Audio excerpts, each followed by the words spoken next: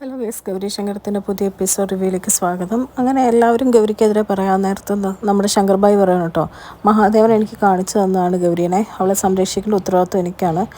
മഹാദേവൻ എനിക്ക് തന്ന ആ ഉത്തരവാദിത്വം അത് ഞാൻ ആർക്കെതിരെയാണെങ്കിലും പെറ്റ തള്ളയ്ക്കാണെങ്കിലും സഹോദരനെതിരെയാന്ന് നോക്കുകയില്ല. ഗൗരിക്ക് എന്തെങ്കിലും വന്നു കഴിഞ്ഞാൽ ഞാൻ എന്ത് ചെയ്യുമെന്ന് എനിക്ക് തന്നെ പറയാൻ പറ്റില്ല എന്നൊക്കെ പറഞ്ഞ് ശങ്കർ ഗൗരിയും കൂട്ടിക്കൊണ്ട് പോകണം കേട്ടോ. ഇത് കേട്ട് മണിമുത്തശ്ശിക്ക് ഭയങ്കര സന്തോഷമായിട്ട് പുള്ളിക്കാരി മണിയൊക്കെ കൂട്ടുവാണ്. ബാക്കിയുള്ളവരൊക്കെ ആകെ ഒരുമാതിരി മുഖത്തടി കിട്ടിയ പോലെ നിൽക്കുവാണ്. പിന്നെ നമ്മുടെ ശങ്കറും ഗൗരിയും റൂമിൽ നിൽക്കുന്ന സമയത്ത് ഗൗരിയോട് ശങ്കർ പറയുവാണ്, നീ ആ ചുള്ളം ഇതിൻ്റെ നമ്പരൊന്നും തന്നേ, ഞാനൊന്ന് വിളിച്ച് സംസാരിക്കട്ടെ എന്ന് പറയുമ്പോൾ ഗൗരി പറയുന്നുണ്ട്, പ്രശ്നമൊന്നും ആകാതെ നോക്കണം എന്ന് പറയുമ്പോൾ ശങ്കർഭായി പറയുവാണ്, നിനക്ക് ഇതുവരെ ശങ്കർഭായിനെ മനസ്സിലായില്ലേ എന്ന് ചോദിച്ചാൽ ഇതിനെ വിളിക്കുവാണ് കേട്ടോ. അളിയൻസേ എന്നൊക്കെ പറഞ്ഞ് വിളിക്കുമ്പോഴത്തേക്കും ഇതിനെ മനസ്സിലാവാത്ത രീതിയിൽ ആരാന്നൊക്കെ ചോദിക്കുന്നുണ്ട്. എന്നിട്ട് പറയും ശങ്കർഭായി, ചാരങ്ങാട് മഹാദേവൻ്റെ മോൻ ശങ്കർഭായി എന്നൊക്കെ പറയുവാണ്. അപ്പോഴത്തേക്കും ഇതിന് കുറേ നാളായല്ലോ, ഒരനക്കമില്ലായിരുന്നല്ലോ, സർപ്രൈസായിപ്പോയി ഞാൻ വിളിച്ചിട്ട് എന്നൊക്കെ ഇങ്ങനെ പറയുവാണ് കേട്ടോ.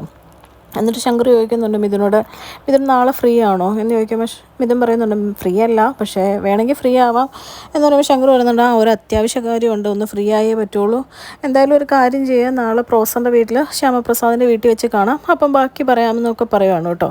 അങ്ങനെയൊക്കെ പറഞ്ഞിട്ട് എന്നാൽ ശരി അളിയൻസേ ബൈ എന്ന് പറഞ്ഞ് ഫോൺ വെക്കുവാണ്. എന്നിട്ട് നമ്മുടെ ഗൗരിയും ശങ്കറും പറയുവാണ്, നാളത്തോടെ എല്ലാം പൊളിച്ചെടുക്കണം, ആരതിമോളുടെ ജീവിതം ഇങ്ങനെ കളയാൻ പറ്റത്തില്ല എന്ന് പറഞ്ഞ് സംസാരിച്ചുകൊണ്ടിരിക്കുകയാണ് കേട്ടോ. പിന്നെ കാണിക്കുന്നത് നമ്മുടെ രാധാമണി തങ്കച്ചി ഗംഗയും കൂട്ടി പഴയ ഒരു സ്റ്റോർ റൂമിൽ എത്തുവാണ്. എന്നിട്ട് പറയുകയാണ്, ഇവിടെ കുറേ ആവശ്യമുള്ളതും ആവശ്യമില്ലാത്തതുമായിട്ടുള്ള സാധനമുണ്ട് മോളെ, എല്ലാം ഒന്ന് നമുക്ക് അടുക്കി പെറുക്കി ഒതുക്കി വെക്കാമെന്ന് പറയുമ്പോഴത്തേക്കും ഗംഗയും പറയണം, അതിനെന്താ രാധമായി, ഞാൻ സഹായിക്കാമെന്ന് പറയുകയാണ്.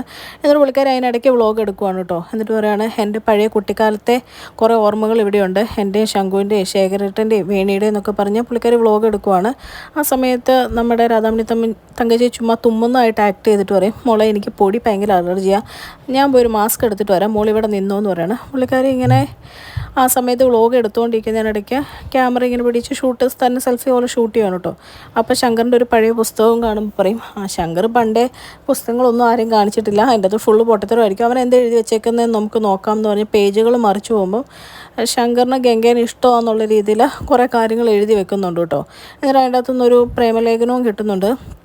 ഇതൊക്കെ വായിച്ചിട്ട് ഗംഗ കൂടെ സർപ്രൈസ്ഡ് ആവുകയാണ് കേട്ടോ. എന്നിട്ട് പുള്ളിക്കാരി ഇങ്ങനെ മനസ്സിൽ പറയും, ശങ്കുവിന് എന്നെ ഇത്രയ്ക്ക് ഇഷ്ടമായിരുന്നോ, അവനിത് ഒരിക്കൽ പോലും പറഞ്ഞിട്ടില്ലോ, ഇതെന്താ ഇതിങ്ങനെ എന്നൊക്കെ ഓർത്ത് പുള്ളിക്കാരി ആകെ ഒരു അന്താളിച്ച് നിൽക്കുവാണ്. ആ സമയത്ത് രാധാമണി തങ്കച്ചി ഇതൊക്കെ ഒളിഞ്ഞു നോക്കിയെന്ന് പുള്ളിക്കാരി സന്തോഷിക്കുന്നുണ്ട് കേട്ടോ. ഗൗരിക്കിട്ടുള്ള പണിയായല്ലോ എന്നുള്ളൊരു സമാധാനത്തിൽ പുള്ളിക്കാരി അവിടെ നിൽക്കുവാണ്. പിന്നെ കാണിക്കുന്നത് പ്രോസറിൻ്റെ വീടാണ് കേട്ടോ. എല്ലാവരും അവിടെ ഉണ്ട്. നമ്മുടെ ആരതിമോൾ മാത്രം പറയുന്നുണ്ട്, ഇങ്ങനെ വെറുതെ മിഥുനെ വിളിച്ചു വരുത്തി അപമാനിക്കാൻ ഞാൻ സമ്മതിക്കില്ല എന്ന് പറയുന്നുണ്ട്. പക്ഷേ എല്ലാവരും പറയുന്നുണ്ട്, ഗൗരി വെറുതെ പറയുമല്ലോ, എന്തായാലും ആട്ടെ നമുക്ക് നോക്കാം എന്നിങ്ങനെ പറയുന്നുണ്ട്.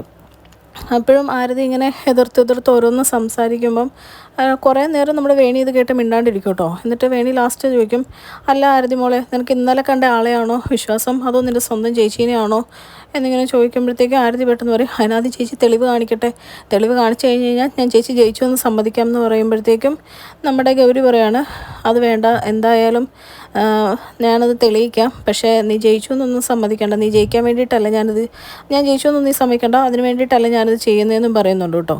അതേസമയത്ത് നമ്മുടെ മിഥുൻ അവിടെ കയറി വരുവാണ്.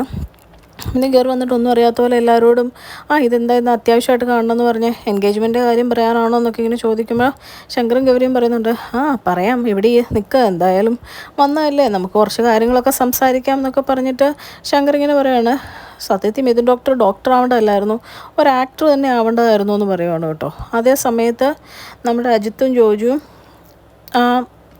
പെൺകുട്ടീനെ കൂട്ടിക്കൊണ്ട് വരും കേട്ടോ, മിഥുന് ഇഷ്ടമാണെന്ന് പറഞ്ഞിരുന്ന പെൺകുട്ടി ജെസ്സിനെ. അപ്പം ഇതിത് കണ്ടിട്ട് അത്ഭുതപ്പെടുന്നോ, മുഖത്ത് ഭാവ വ്യത്യാസമൊന്നുമില്ല. അപ്പോൾ ചോദിക്കുന്നുണ്ട്, ഈ കൊച്ചിനെ അറിയോ എന്ന് ചോദിക്കുമ്പോൾ ഇല്ല, ഡോക്ടർ വർക്ക് ചെയ്ത ഹോസ്പിറ്റലുണ്ടായിരുന്ന നേഴ്സാണ് 1.5 വർഷം മുമ്പ് എന്ന് പറയുമ്പോൾ പുള്ളി പറയുന്നുണ്ട്, അതിപ്പോൾ എല്ലാ സ്റ്റാഫിനെ ഓർത്ത് വെക്കാൻ പറ്റുമോ, അതിൻ്റെ ആവശ്യമില്ലല്ലോ എന്നിങ്ങനെ ചോദിക്കുമ്പോൾ പറയാം, അങ്ങനെ എല്ലാവരും ഓർത്ത് വെക്കാൻ പറ്റില്ല, അത് കറക്റ്റ്, പക്ഷേ ജെസ്സിനെ ഓർത്ത് വെക്കേണ്ടതാ എന്നിങ്ങനെ പറയും കേട്ടോ. എന്നിട്ടും ഇതിനൊന്നും അറിയത്തില്ല എന്നുള്ള രീതിയിൽ പറയുകയാണ്.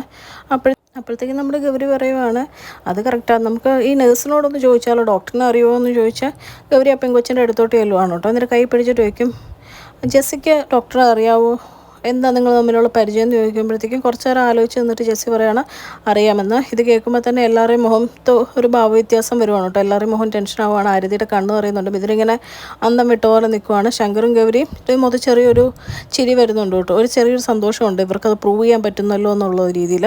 അത്രയും കാണിച്ചുകൊണ്ടാണ് ഇന്നത്തെ എപ്പിസോഡ് അവസാനിക്കുന്നത്. ചാനൽ ഇഷ്ടപ്പെട്ടാൽ ലൈക്ക് ചെയ്യാനും സബ്സ്ക്രൈബ് ചെയ്യാനും കമൻറ്റ് ചെയ്യാനും മറക്കല്ലേ. താങ്ക്